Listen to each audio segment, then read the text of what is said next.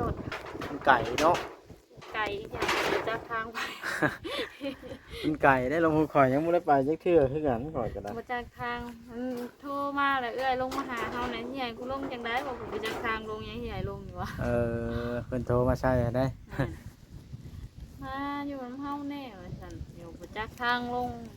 ให้สิจักทางไปเลย จะไปคอใส่น้ำมามา บ่ใช่นำประมาณอยู่พุ่น แต่ละทางสวนทางยังอาบน้ำก็ไม่อาบ หามาหามา ก็โยนเจโร่เอาลง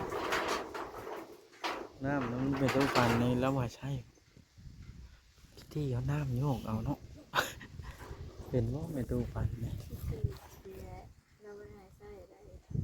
บ่ให้เฮาใช่เจ้าได้ไปยู่มาได้พุ่นเอายังไปยู่เอา จะล่อเพื่อนประมาณนั่นแหละ แต่มันก็ไกลแล้วเพิ่นประมาณผู้จนสิฮอดทางดำล่ะ ล่อเพื่อนประมาณที่หัว แล้วจะใช้น้ำใช้น้ำระบายพุ่นเนาะ ไหลชิดๆเลยที ก๊อกตัวนี้ได้จ้ะ จะไม่ใส่ได้ ก๊อกตัวนี้ใช้บ่ได้ก๊อกไผตัวไหน ก็เบาดีมากทางให้ใส่กันกับเป็น เงินตัวแก้วได้แล้วมันใช้บ่ได้ ใส่บ่ได้เลย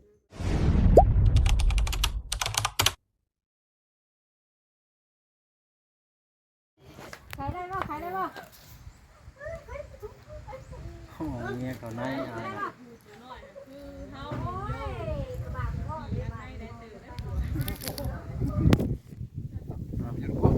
พี่น้องเลย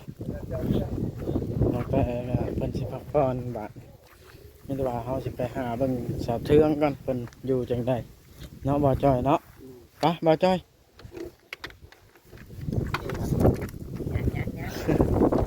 เพราะว่าเจ็ดเพิ่นพาน้องไปเพิ่นเอารถยังฮะยังว่าไปเบิ่งก่อน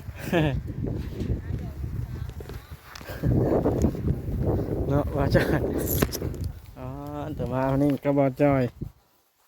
ซาแนลเนาะบ่จ้อยเดี๋ยวเบิ่งว่าเพิ่นอยู่จังไดกินจังไดนั่นสิเป็นเฮือนน้องกระแตเนาะเฮือนลุงวันไซ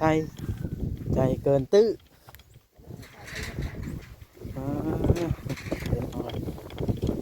ลมหิวอากาศเนาะบ่จ้อย มาไหลเรื่องโป๊บ ตัดภาพมาเบิ่งมาเยี่ยมยามลูกเต้าเล่ากอของเพิ่นก่อนเพิ่นอยู่จังใดมีคนอยู่บ่เนาะก็ได้ยินเสียงบ่วงกระล่องกระเล่งบาดเบิ่งโหดเล้าพี่น้องเอ้ยตกลมแห้งโพด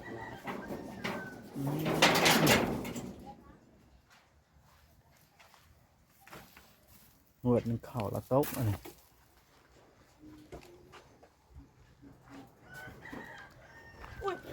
เอ้า สบายดีคือเงียบแท้ว่าบ่มีคนอยู่ได้กินนี่ ตกใจ หึ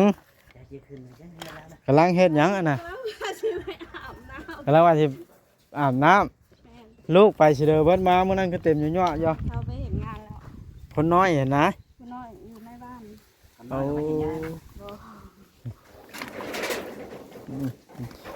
เจ้า ดังกับ เจ้ามาแล้วใช้คือแต่งตัวงามแท้น่ะ มาแต่เพื่อนนะสาว เอาเดี๋ยวนี้อยู่เพื่อนผู้เดียวบ่เดี๋ยวนี้ แม่น ลูกไปหมดแล้ว บ่บ่มี เอาโสดได้เจ้าบ่ได้ฮู้บ่เดี๋ยวนี้ หมดลีก ว่าจ้อยชาแนลสิมาจีบแล้ว หมดแล้วก็แต่เก่าคือเห็นน่ะนะอันนี้มันใหม่ๆเนาะเห็นได้แบบนี้จะแท้ ไปได้เจ้าบ่ได้ไปเยี่ยมน้องแต่บ่ ไปกับแบบว่าไปเคยไปมาบ้านนี่น่ะแบบไปอยู่เผาหะนะ เอามันมาเพิ่นมาจำแล้วเนาะ แม่น ย่างเพิ่นก็อาการมีไข้แน่แล้วเนาะ แม่นเป็นไข้แน่แล้ว ไผไปเฮ็ดงานนะบ่ลูกนะ ลูกคอย ผู้ ใหญ่ ผู้ใหญ่ไปเฮ็ดงานอยู่ไสน่ะ อยู่บ้านแพง มันแพงอยู่ไผเพิ่น ใช่ แม่น เจ้าผู้ไปจ้ะ ตลาดบ้านแพงเฮ็ดงานหยังน่ะ แบบปลูกยาปลูกเป็นพวกมักสลีอะไรนี่นะปลูกเล่น อ้ ไปกับผู้ใด ไปส่งให้น้องเขา อ้าวผู้น้อยเติบก็ไป นั่นผู้ที่สอง อ๋อมี ให้พาไปนะ มีหมูมีเสี่ยวอยู่ทางน่ะฝั่งนั้นเด้ โอ้เจ้ามีเสียวอยู่พุ่น แม่น ดีแล้วก็มี มีฮอดเสียว ผู้พาไปเนาะดีแล้วมันหักลมแห้งผัดไม้ก่อนนะผัดตัวซับก่อนสิลมนะเนาะไผจะหาอยู่หากินบ้านในลูกผู้ใหญ่ไปละบ่มี ก็แม่นี่แหละหา แม่อืมขอโทษเด้อมันพาลูกกินหยังงั้นกับข้าวแต่ละมื้อ ก็แบบถ้าว่ามีเงินก็ไปซื้อของกินถ้าว่าบ่มีก็ไปหาคุดคูหาน้ำใหม่ เอ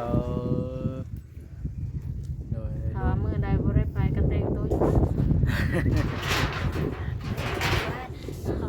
ไปกับย่านแน่แล้วผู้เดียวโสดซ้ำเนาะว่าผู้แพ้วไปลัดอยู่ป่าอยู่หลอนอันตรายได้ บ่หลาย เป็นเช้านี่แล้วเนาะ นี่ เอ้ย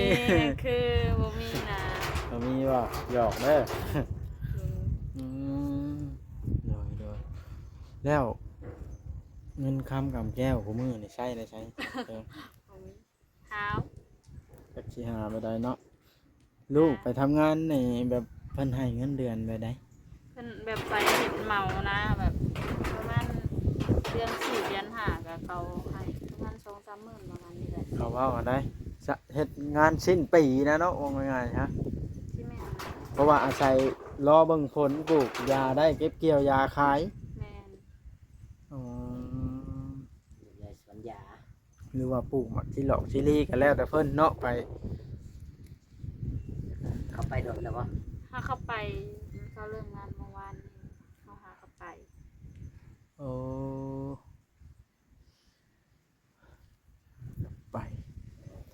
แบ่งกันไปเฮ็ดหยังได้ก็เฮ็ดเนาะ เลย ไผกับเลี้ยงชีวิตครอบครัวเด้ไม่ใช่เจ้าผู้เดียวก็ เลย มันก็บ่ไหวเนาะอีก ก็ อย่า ดี ง แล้วที่เลี้ยงเขาใหญ่สำนี้เนาะเลี้ยง ดีแล้วเขาใหญ่ซ้ำนะเนาะ แล้วก็คนที่อยู่เนาะ ค่ะแต่ยังสองคน ทั้งสองคนปัดน้อยๆหนึงได้บ่จ้อยเอ้ย คนหนึ่งก็3 ปีคนหนึ่งก็11 อ่า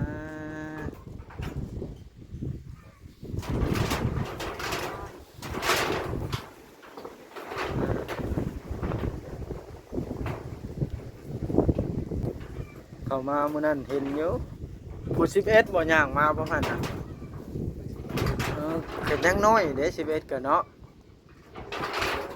เพราะว่าผู้นี้อันประมาณ5-6ปีนี่เด้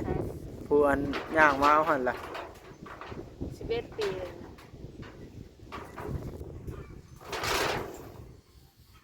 ผู้กกน่ะได้ 15 เอ่อใหญ่เต็มแล้วสิเนาะ15 ปี เป็นบ่าว 16ย่าง เอ่อต่อสู่ไปเนาะมาเทืองเนาะฮะ ชูเพื่อลูก เสื้อคือตัวเองพร้อมแล้ว ตัวเองเพื่อลูก จะหมดมีผู้สนใจนี่พร้อมจีอันเปิดใจบ่เนี่ย ป้าเนี่ยถามหามีคนสนใจอยู่ใครจะมาสนใจเฮาบ่ได้ ได้แล้วเธอกับเจ้าเบิ่งคลิปฮู้ว่าเจ้าโสดเนาะบ่จ้อย อืม บ่มีใครสนใจนะได้คือเฮานี่ เดี๋ยวเพิ่นอยากสร้างครอบสร้างครัวได้ใช้อีกอย่างลูกเต้าก็ใหญ่แล้วเด้วิทย์ยาเป็นภาระล่ะไปทำงานได้ล่ะ ที่ไรที่เฮาไปสิไปสิละสนใจนะบ่ อย่าเว้าในนั้นนะเนาะว่าจอย แม่นอ่าอันนี้เผื่อมันมีเนาะ เผื่อมีดอก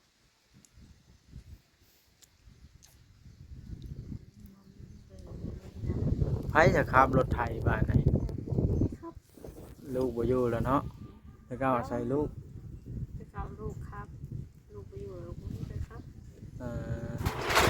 ดินให้ปลูกกระดอก เป็นไม่เขาเก็บ แม่ตู้แก้วว่าจ้อยบ่ได้เข้ามาจักเทื่อนี่เนาะ แล้ว แล้วบ่จัก คอยบ่ได้จักไป เขาแก้วเราบ่อยู่ เราไปใช้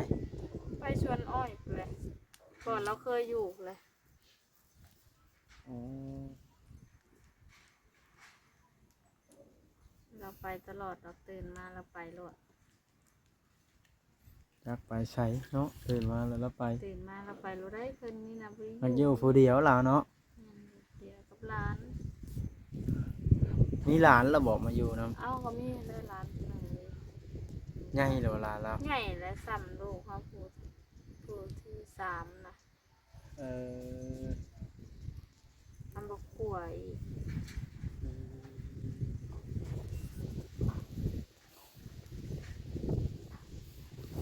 ตั้งแต่ลงไปอันห้องหมอสวรรค์เจ้าลงไปเยี่ยมเพิ่นจักเทื่อลง ไม่ได้มีรถ มันไก่เนาะ ไกลอย่างเดียวจะทางไป มันไก่ได้ลงหัวข่อยยังบ่ได้ไปจักเทื่อคือกันข่อยก็ได้ มาจากทางมันโทรมาเลยเอ้ยลงมาหาเขาไหนเฮียกูลงจังได้บอกกูจากทางลงยังเฮียลงอยู่วะ เออเพิ่นโทรมาใช่ได้ มาอยู่น้ำเฮาแน่เลยสันอยู่มาจากทางลง ให้สิจักทางไปเลย มาจากทาง ถ้าสมมุติไปจักสิให้ผู้ใดพาไปเนาะ ก็เฮียกูเข้าไปหักไปก็ได้ มัน โมมีกูพาไปก็เลยบ่ได้ไปบอกเพิ่นว่าเอ้ยบ่ได้ป้าบ่ได้ทิ่มแล้วว่ะสิได้มันไปบ่ได้มันบ่จักทางไปแล้วก็บ่มีผู้พาไปอีก ก็ถือว่าเพิ่นก็ดีไว้ได้ข่อยว่าเนาะ ไปย่างของ เพิ่นอายุยังน้อยเนาะกระดูกไปติดต่อกันไว้มันก็เป็นผู้เฒ่าอายุจัก70 ปีแล้วนี่เนาะ เอาไม่ตู้ปั่นว่านะไปยังไม่ตู้ปั่น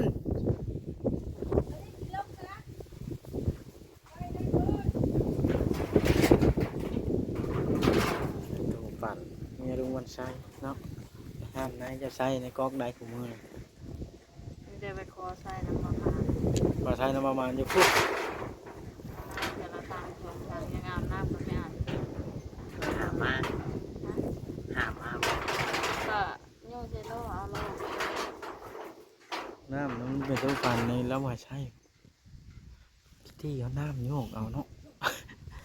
เป็นว่าเป็นตู้ปั่นเนี่ย ที่สี่เสียเราไม่หายใส่ได้ บ่ให้ใช่เราเดี๋ยวได้ไปยุ่งมาได้พุ่นเอายังไปยุ่งเอา จะล่อเพื่อนประมาณนั่นแหละ แต่มันก็ไกลแล้วเพิ่นประมาณผู้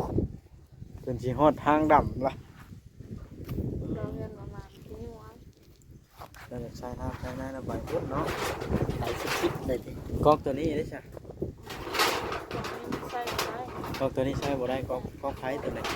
ก็เบาดีมาทางให้มีใส่กันกับเป็น เป็นตัวแก้วได้แล้วมันใช้บ่ได้ ใส่บ่ได้เลยบ่ได้ใส่ มันเป็นไปได้บ่มีน้ำบ่หรือ มั ว่า นขุ่นแบบมันเขาโยกขึ้นมามันมีแต่ขี้ดินขึ้นมา มันบ่ยาจักเทื่อเอาบัดคือใกล้กันอยู่กับหน่วยนี่เฮ็ดได้จังอันนั้นบ่ได้วันนี้คันชักแล้วมาชักอยู่นี่เนาะซื้อกันนี่เนาะเอ้ามันน้ำทรายนี่มันจังใสมันทรายนั้นมันขุ่นก็ได้ ใกล้เพิ่นก็บ่ได้อีกนะ ได้เฮาชักอยู่ดินเฮาอุ้ย เราแล้วใกล้ขนาดนี้เรายังห้องมาด่าเราบ่อยากให้ใส่จนสิมีเรื่องกันย้อน ตาย บ่อยากซ่าซื่อๆดอก อ้าวมันเกี่ยวหยังกับลาวตัวน่ะเนาะบ่จอย เราแบบเราเอ้ยกระทั่งหันเราเป็นผู้เบิ่งผู้แย่งเราบ่ได้อยากให้ใส่นะว่าก็ไม่เท่าแก้วคันเราบ่ให้ใส่ก็บ่ใส่ว่ะแล้วว่าอุรีมาบอกว่าใส่โลดว่ะสิห้ามอีหยังกอกเราก็มีนั่นแหละ สวนให้เนี่ย เนี่ยของเบาอุรี ส่วนว่าโอ้ ต้นกล้วยเล่าตัวนี้ ต้นกล้วยลุงมันใช้เนาะ กล้วยนี่ โอ้สิมาอยู่ที่ลิง อ้าวเจอลูกเจอเต้าเนาะ เราบ่ได้แล้วเกิดลูกเต้าเรามาอยู่ ลูกเราคนเดียวมาอยู่แล้ว คือแหละใหญ่มากเผื่อเอาลูกเอาเมียแล้วก็มาอยู่พี่ก็ได้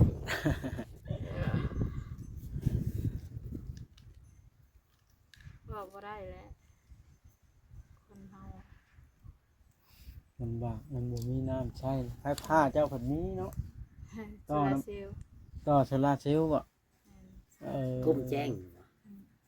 ม ประมาณเดึกมันก็ตัดแล้ว มันมอดเองนะ แน่นประมาณเดึกมันก็ตัด ลูก แล้ว แผ่นมันก็ใหญ่มั้ง ใหญ่แต่ว่าเป็นน้ำอันอีหยังหมออีหยังมันบ่จัก เป็นน้ำหมอไผ่เนาะ หมูไฟมันบ่ทน ลำบากเนาะ น้ำใส่ แดดเวลานี่แล้วพอถึงแดดก็มันจะบ่ทน มามันไปยู่เอามันก็บอกเพียงพอเลย เอาไว้ทางนั้นมันก็ยังตัดคือเก่าเอาขึ้นเทิงน่ะก็ยังเป็นคือเก่าเอาลงมานี่ยังเป็นคือเก่าไม่ติดสิขำกินมันยากซาหลาย กันใช้ตัวน้อยมันง่ายก่อนมันกุ้มคืนเลยหน้าน้อยไปนะ มันสากโทรศัพท์บ่ได้อีก มันยากอีกเนาะ แม่นมันยากน้ำสากโทรศัพท์อีกปันบัดแบตเบิดไปเที่ยวแต่ไปสากเพื่อนหมู่ก็เกรงใจเขาแหละแม่นอยู่เฮาเอาขาพายนำก็ได้ มันเอินชานโมก็อยากอยู่ส่วนตัวเนาะ แม่น เที่ยวไปสากอย่างนั้น นี่ก็ไปอาบน้ำเพื่อนหมู่มันยังเกรงใจหมู่แล้วหักเฮ็ดแล้วมันจำเป็นทำบ่ล่างมันผัด บ่อาบมันผัดหมิ้นเนาะ แม่น เจ้าอันไปอาบเพื่อนประมาณพวก ยังไม่อาบมันเถื่อก็ไปอาบปูนเพื่อนสาวดีเพื่อนสาวงาม ช่างเป็นรีอันเมตู้ปานบ่ให้ใช้น้ำเนาะบ่จอย อืม คันบ่จอยสิให้ใช้บ่เจ้าน้ำโยกอีกอย่างบ่ได้อันนั้นมันเหี่ยน ใช่ใช้ใช้ไม่ใช่ มันเหี่ยนนะก็ตัดใช่ไหมพลอยช่างอยู่เชื่อสีอุ๊บพี่ช่าง มันบ่เฮียนง่ายดอก โอ้ยตายแบบนี้เนาะย่ามันเป็นชิดของเพิ่นสร้างเพิ่นเนาะเบาลี่ช่างให้แล้วตัวนั้นบ่ขุ่นช่ำเนาะมีอยู่นะแต่ว่าน้ำขุ่น แต่เดี๋ยวนี้บ่มีบ่ออกแล้วเดี๋ยวนี้ยอดมันได้ก็บ่ออกแล้วโอ้โหมันเป็นหยัง มันถึก น้ำมืด บ่ น้ำจะ ถึกตัวดินโป่งเพราะมันถึกบ่อนนี้กันได้ชักบ่อนนี้พอสิให้เขาชักในนี้บอกว่าโอ้ยมันจะหมดไฟได้ชักมาชักในนี้นะไล่ในหน้าเพิ่น เพราะว่านี่แบบเป็นหนทางเหมือนนี้เจ้าบ่ได้คือเก่า พี่หน้าเพื่อนพี่ คือกันเอานี่ ทักหน้าเพื่อนบนชุดอิดเจ้าเลยนี่ มันเป็นทางไปพุทธ แม่นเป็นหนทาง ในชักเชื่อนะมันก็เหมาะอีก มัน ใช่ ก็ ไหม นี่มันผิดทาง เนี่ยเอาดินของเพิ่นเด้ดินพญา